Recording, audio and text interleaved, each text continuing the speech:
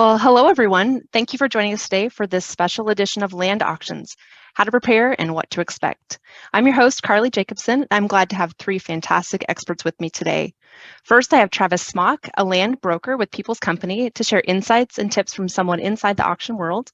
I also have Megan Mitchell, a financial officer here at Farm Credit, who works regularly with producers to prepare for and finance parcels won in auction.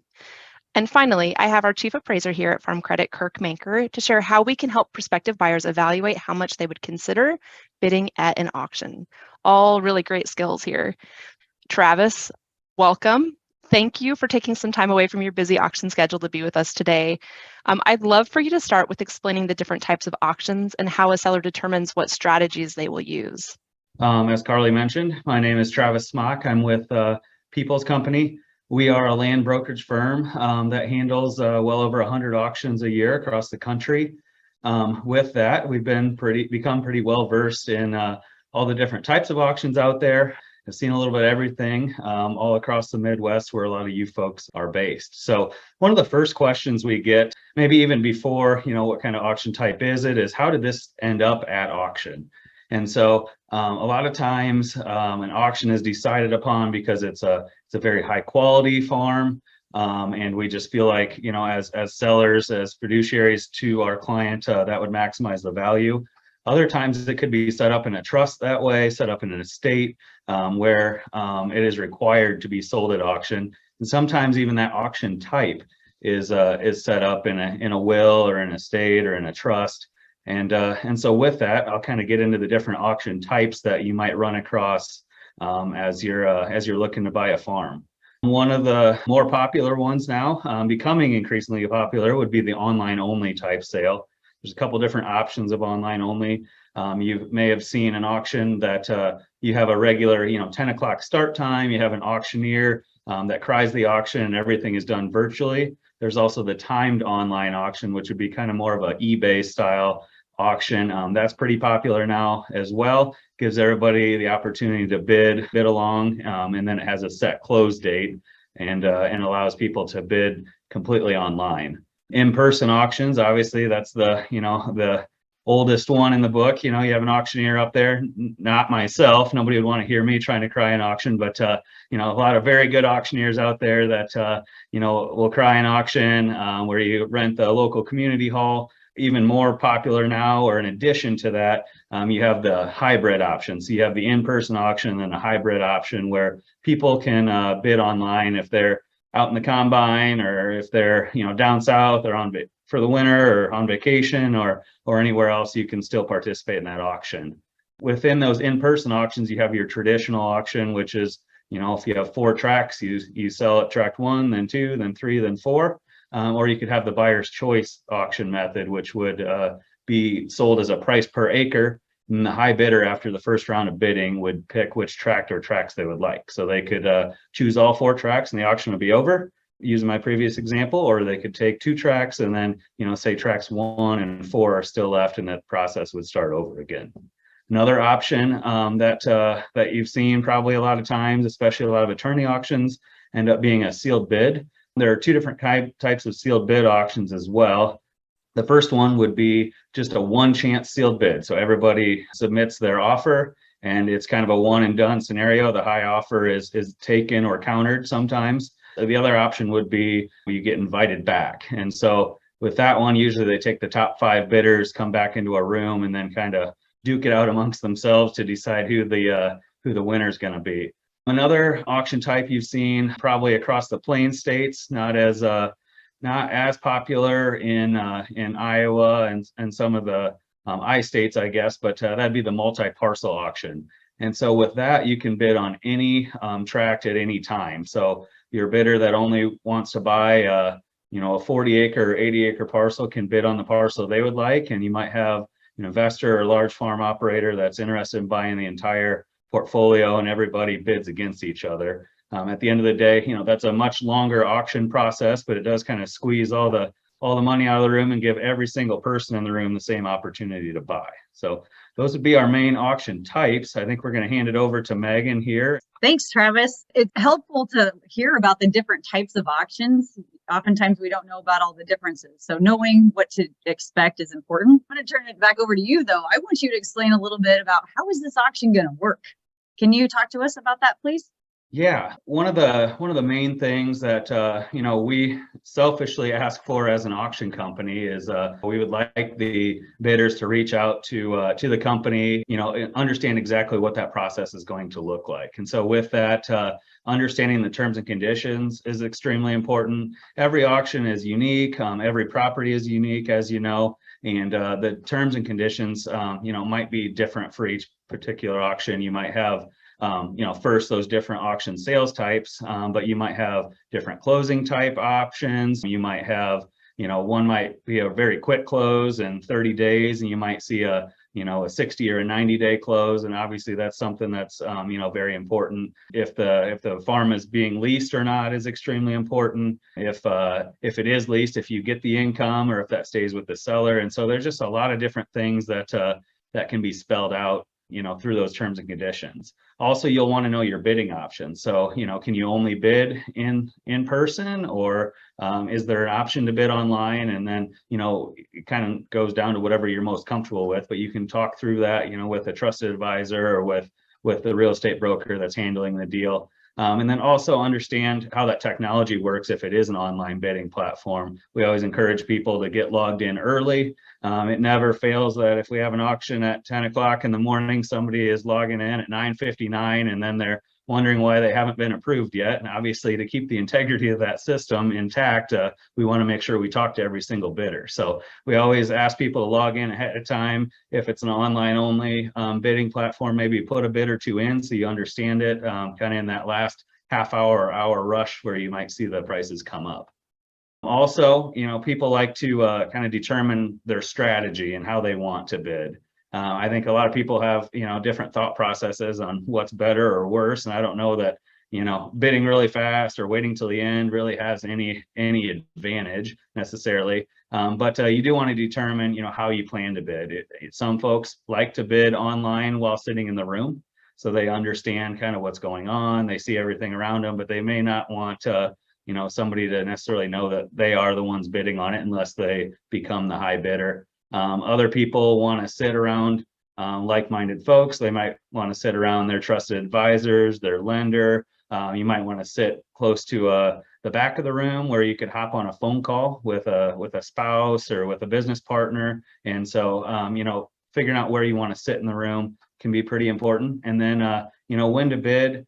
Again, selfishly, we prefer everybody to bid right away, so that we know, we don't waste anybody's time. We're not sitting there all day. But different people have different thoughts on when to bid. Sometimes people like to wait until the reserve has been met, but we always encourage people to bid now, bid often, is the term that one of our auctioneers, Jared, says all the time. And so that, that kind of separates everything and gets the ball rolling. And that way, everybody's not sitting in the room for too long. They can move on with their day. Travis, something else I was wondering about. I think that usually you'll see auctioneers take breaks during the auction. People should know they can ask for breaks as well, right? Absolutely. And that kind of goes back to, sitting in the back of the room in case you need to hop on a phone call. We understand as auction companies that it's a very, very big decision, if you're deciding to buy a farm or not. And so if you need to give, take a timeout, you just give one of the bid assistants a signal. Maybe don't raise your hand all the way up because you might end up accidentally bidding on the farm. But if you kind of give them a timeout signal or hold up a phone or let people know that you need a little bit of time, or even if you're in the room and kind of want to huddle together with a few neighbors and make a decision together, we absolutely allow those breaks to happen. And a lot of times before the auction, as an auction company, we'll announce if there's going to be a break or not. Those buyer's choice auctions, typically you don't see a lot of breaks because you don't need a break in between tracks because everything's being sold right away. But a lot of times if tracks are being sold separately, or they're different types of farms, then we give everybody a break and some time. But again, that kind of goes down to one, reading the terms and conditions, and then listening through when the auctioneer is talking about the terms and conditions and how the sale is going to go at the start of the day. With that, Megan, I think you had a few other things to talk about what to expect the farm to sell for. Yes. We always get the question, how much is that land going to bring at auction? And I wish I could answer that question, but nobody knows. Thankfully, we have a knowledgeable appraisal team here at Farm Credit Services of America and Frontier Farm Credit. Got some resources available. Kirk, can you talk to us a little bit about the information we're collecting? Yeah, sure. Thank you, Megan. Like I say, my name's Kirk Manker. I lead the appraisal team here at Farm Credit Service America and Frontier Farm Credit. Our appraisal team has approximately 85 team members. We're primarily tasked with valuing the real estate and chattel assets that secure our loans. But as part of that, supporting values on our collateral, we collect a lot of real estate information. We do probably 5,000 to 7,000 real estate appraisals a year, and probably collect, analyze, and verify 7,000 to 10,000 sales with that. And as part of that, we provide that information to Megan as a lender and other customers that come in to kind of give an idea of what something might be worth. And so as part of that, I provided some information on this is what our Power BI tool looks like. And this is what Megan has access to. And if you look across here, there's a lot of information. And this is for Plymouth County, Iowa, which is northwest Iowa. And the reason I chose that is I grew up in Woodbury County, just the county south of that. But Woodbury County has had a lot of activity this year. And it's primarily a cropland county. So I thought for simplicity of information, I would use that. And if you look at this, what this basically tells you is that there's been 25 sales that have taken place in 2022 since the beginning of the year. And 24 of those have been cropland farms. And you can see that the range of value on those cropland acres has been 12,500 to 26,800. I realize that's a wide range, but it goes to show the quality of the county or the soils across the county. But it does show that there's an average of $19,000 an acre, which gives you a pretty good indication. But we also break that down and analyze these sales on a productivity point, soil productivity. And so we go down into even the details of how much is it on a CSR2 point, which is an indicator in the state of Iowa. But I still want to stress, and Megan has said this previously too, it's really up to you to decide what to bid. And this just gives you an indication. So with that, Megan, I'll give it back to you. Thanks, Kirk. Well, that's great. There's a lot of things to do as you're preparing. The part where I would come into is once you kind of know your maximum dollar amount of what you're wanting to pay for that property, then you would work on getting a pre-approval with a lender. And I would suggest getting multiple pre-approvals even, just to make sure that you want at least one going into the auction to make sure that you have your finances in place. An auction is unique that it is not subject to financing. If you are the winning bidder, you are buying that farm. So you want to make sure that you've done your pre-work and have that covered. So to get a pre-approval, what we would need some information from you, basically your financial information, a balance sheet, which would include your assets and liabilities, the things you own, versus the things that you owe money on, and then your 3 years of tax returns. I need all the schedules, so all 3 inches or whatever that is, we need the whole thing, all those taxes. And then I would also need information on the property you're looking at buying. We're going to calculate some repayment capacity. And so we would need to know, what is that land? Is it farm ground? Is it pasture? Is it recreational? What is it? And what is the income potential that land can provide back to you?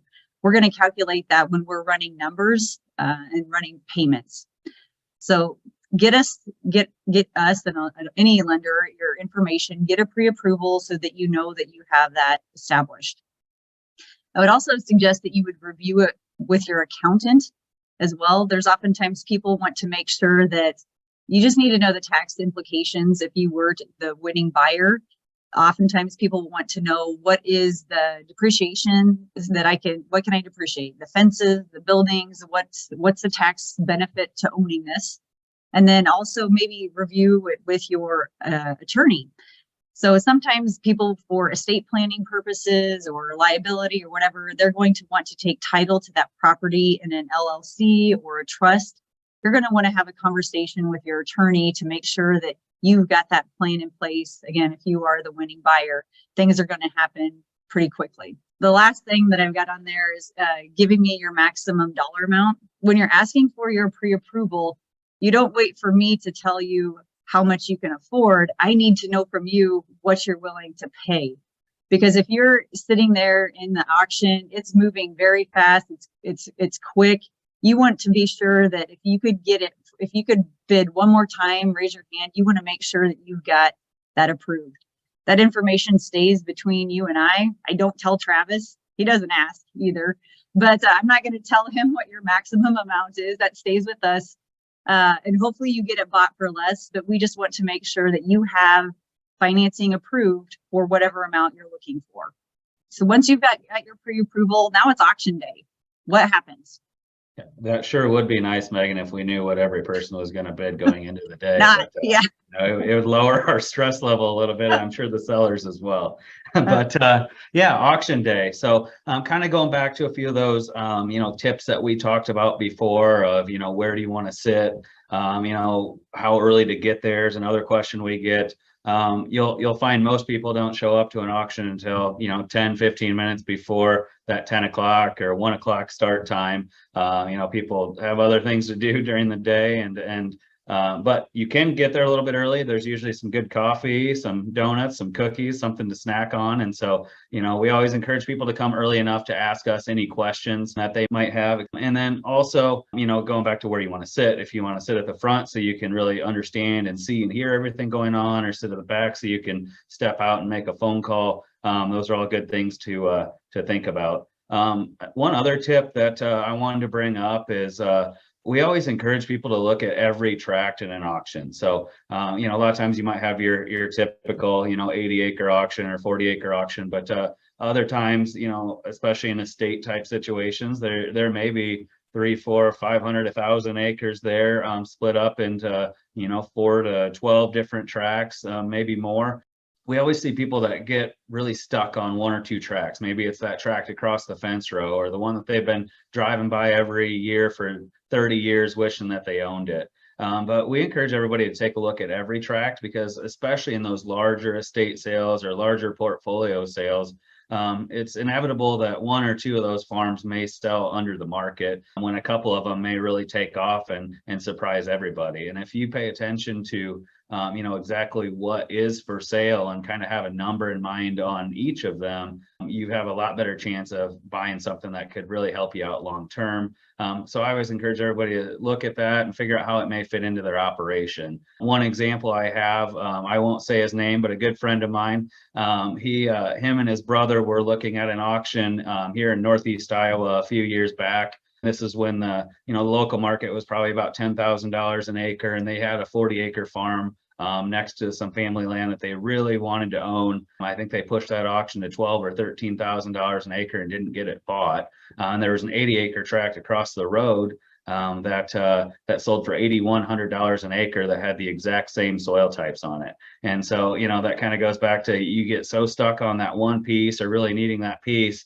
I think for $5,000 an acre, they probably could have picked the planter up and drove across the road. But you know, that just goes back to that preparation and, you know, talking through that with your lender. You know, Megan, when she's talking through things, she's going to give you a dollar amount, or, you know, give you a kind of a leeway to decide how you want to spend that capital. And so something definitely that you want to pay attention to. At the end of the day, if you're the last one raising your hand, you are the winning bidder. So next thing, obviously, you have to sign a purchase agreement with a big number at the end of it. That part's probably not quite as exciting as winning the bid. But a few things that you're going to want to make sure you have covered. Megan just went through a few of them.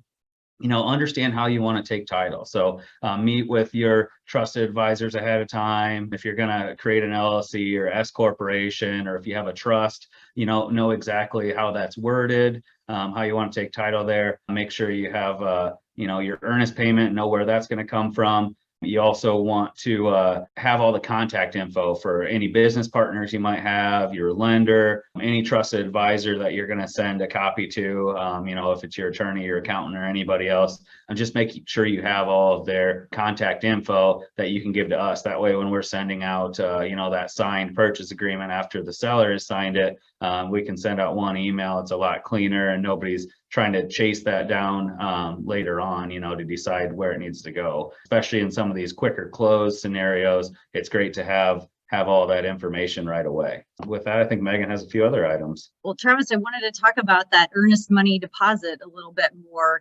Sometimes it's generally 10% of the sales price that you have to give the day of the auction. Sometimes people have that money just sitting in their bank account waiting for auction day. There's oftentimes that they don't. So if we have your pre-approval and your permanent financing in place, like approved, we can cover that 10% earnest check until closing. But you have to let us know right away that we need to be covering it, because we're going to have you sign a temporary note to cover you until closing happens. So just want to make sure that you have that little detail that's pretty important covered as well. But otherwise, celebrate. You just became the most important person at the sale. If you win that, people will be coming up to you. They will tell you congratulations. Other lenders may come to you and say, hey, we'd like a chance at your financing. Or, if there's a pivot irrigation, you might have a irrigation development company ask you if you need a new pivot. Lots of things can be happening at that moment. It can be very emotional and hard to believe sometimes. So if you are the winning buyer, now what do you need to do? So you need to get me or your lender a copy of the purchase agreement. That's going to have all the details of the sale on there. So we'll have the legal descriptions, we'll have the close dates. It calls out what title company or attorney, whoever's handling the sale. All of that will be spelled out in the purchase agreement, and especially the entity names. So something else I wanted to mention on that, oftentimes, because it happens quickly, usually 30 days, the closing is when it becomes all yours. People may not know what entity they want to take title to the property in. You can close it. We can close the property in your name. And then say a year from now or something like that, you're doing estate planning and you want to change the title to the land. We can change the name. You can change that name on that land anytime and will not affect the terms of your loan. So that's nice to know that. It'd be great to have it done right away, but at the same time, if there is flexibility, there's options down the road that if you would want to change title for some liability or estate planning purposes, you can. Because we have a knowledgeable and our own appraisal team, we typically get our appraisals done within 7 days. And I kind of joked with Kirk before that. I'm like, wait, do we want to tell people like Travis that we can move that fast, right? And so we said, yeah, we do, because that's what we get it done that quickly. So, but as a lender, we're the ones that are ordering the appraisal. We're verifying the title work, just making sure that when you own that property, you get all rights to it. We want to make sure that it's all yours and that there's nothing out there that you're going to have to deal with later. We'll also be talking about your loan structure. We want to make sure that it's set up for you. Our loans have the ability, you can do monthly, semi-annual, or annual payments. So there's a lot of options that way. So if you sell cattle once a year and you get your paycheck once a year, we want to make sure that loan payment comes due after you receive your income. So there are a lot of options that way. You get to choose your payment dates. You also get to choose, sometimes it makes a lot of sense to split the loan. Like if you have plans to do something different or something, you could have one loan, you could have multiple loans, if you wanted part of it on a quicker pay down or something like that. So lots of options to work through.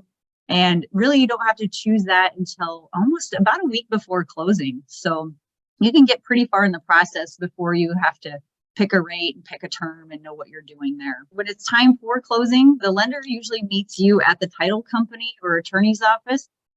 That happens even faster than the auction. I think you sign papers and then people say, congratulations, you got a farm. So after that, you usually take a drive, you go out, you kick the dirt and you say, hey, you're all mine now.